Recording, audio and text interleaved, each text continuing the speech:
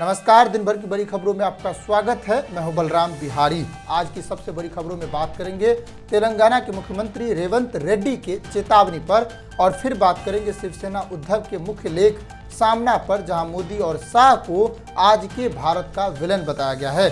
लेकिन इससे पहले देखिए आज की हेडलाइंस। तेलंगाना के मुख्यमंत्री रेवंत रेड्डी ने ट्रोलर्स को दी चेतावनी। उन्होंने कहा, हम सार्वजनिक जीवन में हैं और आलोचना के लिए तैयार हैं, लेकिन हमारे परिवार को क्यों निशाना बनाया जा रहा है। पत्रकारिता के आड़ में झूठ फैलाने वाले पर चुप नहीं रहेंगे। केंद्रीय परिवहन मंत्री नितिन गडकरी ने कहा, जो करेगा जात की बात उसको मारूंगा लात। गडकरी ने कहा, मैं धर्म और जाति की बातें सार्वजनिक रूप से नहीं करता। समाज सेवा सबसे ऊपर है। चाहे चुनाव हार जाऊं या मंत्री पद चला जाए, लेकिन अपने सिद्धांत पर अटल रहूंगा। उत्तर प्रदेश में संभल के जामा मस्जिद की कोर्ट के आदेश के बाद शुरू हुई रंगाई पुताई। कोर्ट से मिला है 1 हफ्ते का वक्त। 10 मजदूर लगे हैं काम पर। इस दौरान महंत ने कहा, इसे भगवा रंग से रंगा जाए। इसके बाद होने लगी आलोचना। उद्धव ठाकरे की शिवसेना ने मोदी शाह को लेकर बड़ा बयान दिया है। उन्होंने कहा कि भारत को हिंदू और पाकिस्तान बनाया जा रहा है। मोदी और शाह देश को 2 टुकड़ों में बांट रही है। फर्जी वोटर को रोकने के लिए वोटर आईडी आधार लिंकिंग को अनिवार्य बनाया जाएगा। 18 मार्च को बुलाई गई है बैठक। आधार लिंकिंग को बनाया जाएगा अनिवार्य। इसके तहत चुनाव आयोग पर उठने वाले सवालों का भी दिया जाएगा जवाब। आज की हेडलाइंस में इतना ही। अब बात करते हैं विस्तृत खबरों की। तब तक आप चैनल को सब्सक्राइब कर दीजिए और वीडियो को लाइक भी कर दीजिए।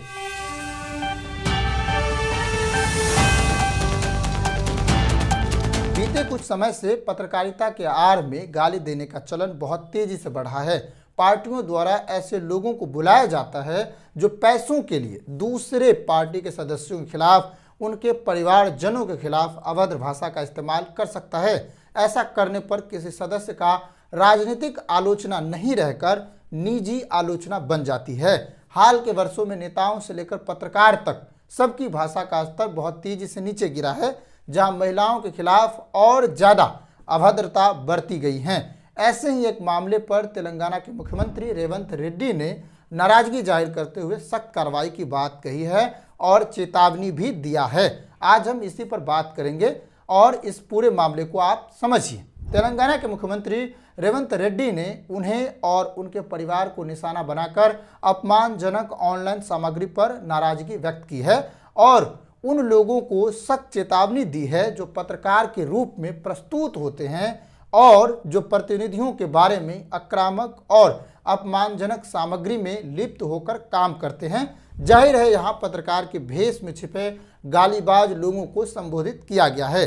टाइम्स ऑफ इंडिया ने बताया कि राज्यपाल के अभिभाषण के बारे में विधानसभा में चर्चा के दौरान रेवंत रेड्डी ने कहा कि इस तरह की दुर्भावना फैलाने वाले व्यक्तियों को गंभीर परिणाम भुगतने पड़ सकते हैं, जिसमें नंगा करके सार्वजनिक रूप से परेड करवाना भी शामिल है।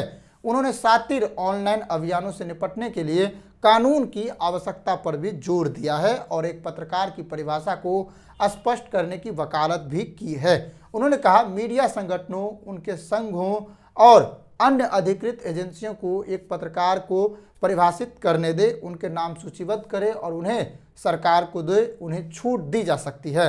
अन्य लोगों को अपराधी माना जाएगा और कानून के अनुसार कार्रवाई की जाएगी।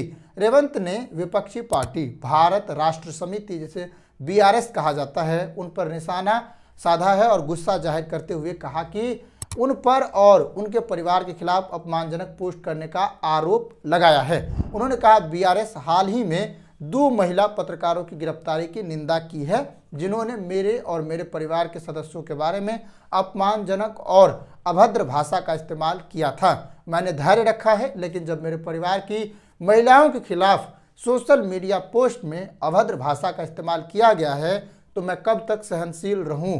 गुस्से के एक पल में उन्होंने कहा, मैं मेरे परिवार की महिलाओं के सदस्यों के खिलाफ इस्तेमाल की गई भाषा से मेरा खून खौल रहा है। उन्होंने सवाल किया कि क्या बीआरएस नेता चुप रहेंगे यदि इस तरह की भाषा उनकी माताओं, बहनों और पत्नियों के लिए निर्देशित की जाती है।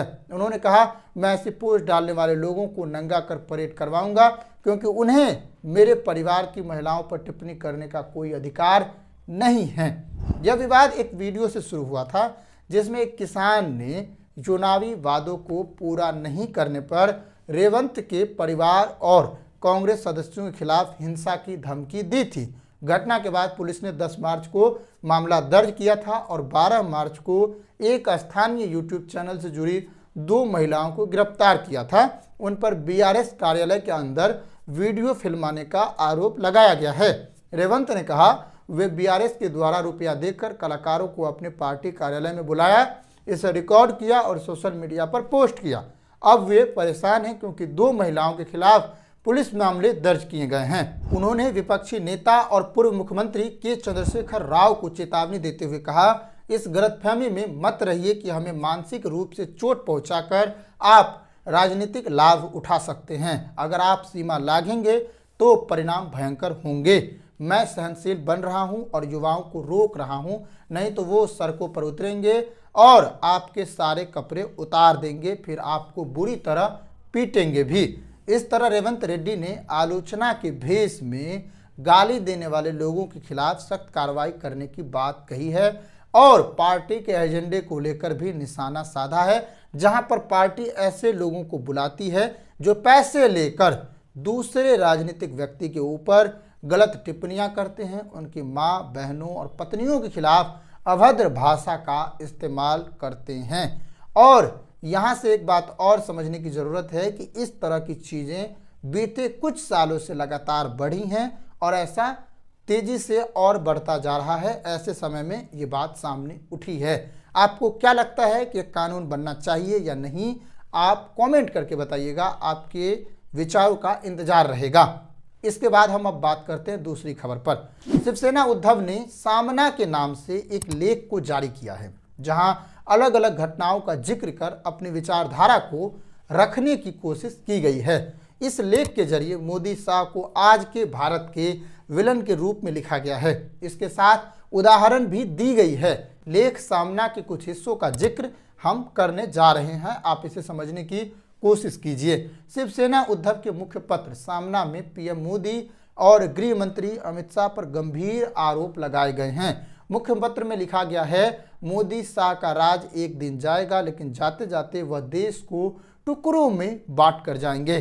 सामना में लिखा गया है कि पिछले 10 सालों में भारत में हिंदू और मुसलमान 2 अलग अलग राष्ट्र बन गए हैं। यह माहौल बंटवारे जैसा है। शिवाजी के इतिहास को बदलना, हिंदू मुसलमानों के लिए अलग अलग दुकानों की मांग करना। सामना में लिखा, यह सब एक सोची समझी मूर्खता है जो भारत को हिंदू पाकिस्तान की सांप्रदायिकता में धकेल रही है। देश में आज जो सांप्रदायिकता और धार्मिक नफरत बढ़ी है, वह बंटवारे से पहले भी इसी तरह दिखाई दे रही थी। आज यहाँ के कुछ हिंदू नेता जिन्ना की भूमिका में आ गए हैं। यह देश के लिए खतरनाक है, ऐसा सामना में लिखा गया है। सामना के लेख को अलग अलग हिस्सों में समझिए कि अलग अलग हिस्सों में क्या कहा गया है। भारत में सावरकर ने द्विराष्ट्र सिद्धांत प्रस्तुत किया था, ये सामना में लिखा है। उनका कहना था भारतीय मुसलमान और भारतीय हिंदू 2 अलग अलग राष्ट्र हैं, उनके अपने अलग धर्म, परंपराएं और रीति रिवाज हैं। इसलिए सामाजिक और नैतिक दृष्टिकोण से मुसलमानों को हिंदू बहुल भारत से बाहर अपनी अलग मातृभाषा और अपनी अलग मातृभूमि बनाने का अधिकार होना चाहिए। डॉक्टर अंबेडकर ने भी एक बार कहा था, यहाँ हिंदू और मुसलमान 2 अलग अलग राष्ट्र के रूप में रहते दिखाई दे रहे हैं, मतलब अंबेडकर के अनुसार एक साथ रह सकते हैं। वहीं पंडित नेहरू समझदार व्यक्ति थे, उन्होंने खुलकर कहा था, देश का संविधान धर्मनिरपेक्ष ही रहेगा, मैं भारत को हिंदू पाकिस्तान नहीं बनने दूंगा। ये नेहरू का कथन है जो सामना पत्र में लिखा गया है। धर्म के आधार पर बने कई राष्ट्र आज टूटकर बिखर गए हैं, इसमें पाकिस्तान भी शामिल है। पंडित नेहरू जैसे लोगों ने इस देश को हिंदू पाकिस्तान नहीं बनने दिया, इसलिए यह देश बचा रहा। मोदी युग में देश को फिर से एक नए बंटवारे की ओर धकेला जा रहा है। क्या हम हिंदू पाकिस्तान की ओर बढ़ रहे हैं? भाजपा वाले देश में दंगल करवा रहे हैं। मुसलमानों की कमियां निकालकर उन्हें भड़काने का एक राष्ट्रीय कार्यक्रम चलाया जा रहा है जो कि चौंकाने वाला है। दुबई में भारत बनाम न्यूजीलैंड चैंपियंस ट्रॉफी के फाइनल मुकाबले में भारत विजयी हुआ। इसके बाद कई जगहों पर भाजपा समर्थकों ने जीत का जश्न मनाते हुए मोर्चे निकाले। ये मोर्चे रात के समय जानबूझकर मस्जिदों के सामने से निकाले गए और वहां शोरगुल मचाने, जोर जोर से डीजे बजाने, मुसलमानों के खिलाफ नारेबाजी करने जैसे घटनाएं शुरू हो गई। मध्य प्रदेश के महू में इसके कारण 2 गुटों के बीच दंगा भड़क उठा। इसका असर अन्य जगहों पर भी देखने को मिला है। जीत का जश्न मनाने का यह तरीका नहीं है, लेकिन ऐसी घटनाओं को लगातार अंजाम देकर देश में दंगे भड़काने की साजिश रची जा रही है। इन उदाहरणों के जरिए सामना में ऐसी बातें लिखी गई हैं। लेख के अगले हिस्से में कहा गया है कि भाजपा ने जहर घोला गया है। उनमें लिखा है, मुसलमान के साथ हम नहीं रहेंगे। ये जहर भारतीय जनता पार्टी और उसकी विचारधारा से जुड़े लोग खुलकर फैला रहे हैं। महाराष्ट्र के एक मंत्री नीतीश राणे ने महाराष्ट्र में हिंदुओं और मुसलमानों के लिए अलग अलग मटन की दुकानें बनाने की घोषणा की है। वहीं उत्तर प्रदेश की भाजपा विधायक केतकी सिंह ने कहा, मुसलमानों के लिए अस्पतालों में अलग वार्ड बनाए जाएंगे। यह जहर फैलाने की सिलसिला यूं ही चलता रहा तो भारत के हिंदू पाकिस्तान बनने की गति और तेज हो जाएगी और नफरत की राजनीति और तेज हो जाएगी। मुख्य पत्र सामना में प्रधानमंत्री मोदी पर भी निशाना साधा गया है। इसमें कहा गया, प्रधानमंत्री मोदी चुनाव प्रचार के दौरान कहते हैं, मुसलमान हिंदू महिलाओं के मंगलसूत्र खींच ले जाएंगे, इसलिए भाजपा को वोट दें। लेकिन जब मुस्लिम देश के नेता भारत आते हैं तो वहीं प्रधानमंत्री उन्हें लेने के लिए और गले लगने हवाई अड्डे पर जाते हैं। अमेरिका दौरे में प्रेसिडेंट ट्रंप ने प्रधानमंत्री मोदी और भारत का खुला अपमान किया। प्रेसिडेंट ट्रंप मुसलमान नहीं है। मोदी वह अपमान सहकर वापस लौट आए और लोग उस अपमान को भुला दे, इसलिए देश में हिंदू बना मुसलमान का माहौल शुरू कर दिया। अब वे महाकुंभ का गंगा जल लेकर मॉरिशस के लिए रवाना हो गए हैं। इससे देश का क्या विकास होगा, ऐसा सवाल किया गया है। इसी तरह इस मुख्य पत्र सामना में कई और तरह की बातों का भी जिक्र किया गया है, जहां पर सीधे सीधे भाजपा की आलोचना की जा रही है। कई उदाहरण देकर भाजपा के ऊपर निशाना साधा जा रहा है। ऐसे में आप क्या सोचते हैं कि जिन उदाहरणों का जिक्र मुख्य पत्र सामना में किया गया है वो आप कितना सही मानते हैं, और आपके अनुसार क्या लगता है कि देश में जिस तरह से धार्मिक राजनीति बढ़ी है, सांप्रदायिकता का माहौल बढ़ा है, आए दिन खबर आती है मस्जिदों पर नाम लिखे गए, मस्जिदों पर रंग फेंके गए, डीजे बजाए गए, तमाम तरह की घटनाएं और हिंसाएं होती हैं, वहाँ पर कई लोगों की जानें जाती हैं। तो इस तरह की घटनाएं क्यों होती हैं, इनको कौन बढ़ावा दे रहा है, और आप क्या सोचते हैं इस लेख के बारे में और रेवंत रेड्डी के दिए चेतावनी के बारे में भी कमेंट करके बताइएगा। तब तक के लिए नमस्कार, जय हिंद। स्वागत है आपका सान इंडिया पर। अगले दिन की दिन भर की खबर देखना नहीं भूलिएगा। चैनल को सब्सक्राइब कर लीजिए।